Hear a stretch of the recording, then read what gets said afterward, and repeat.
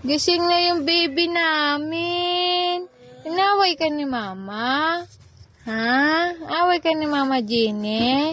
Yung mama Jenny na yan lagi away yung baby na yan. Isus, may popo na ikaw, may popo. May popo na yung sanggulan na yan eh. Isus, may popo na, punong-puno na yung pampers oh. Tapos sinasinain, babe. Punong-puno na, tingnan mo natawa siya. Ang cute.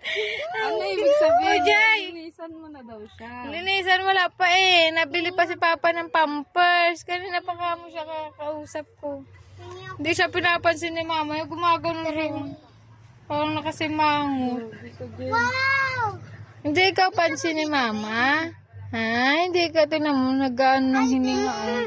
May tampo nga siya kay Mama niya. May tampo ikaw kay Mama. Ay, lumabas na kayo. Oy!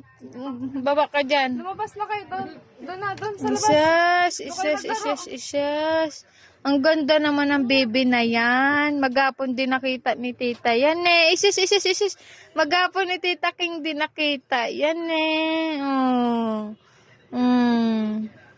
Jasmine. Isyas. May dimple si Jasmine ah.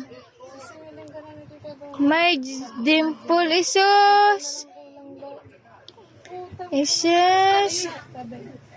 Jasmine. Isyas. Tawa nila. Isyas. Ang cute naman ng tawa. Ang cute naman ng tawa ng baby na yan. Ay, Jasmine. Saan yung baby Jasmine namin? Saan yung baby? Isus, nandidilak ka. Nandidilak kay tita yan Ang baby na yan, nakikinig lang niya. Parang gurang na. Parang gurang na yung baby namin. Magkano yung newborn diaper? Parang gurang na yung baby ko. Parang gurang.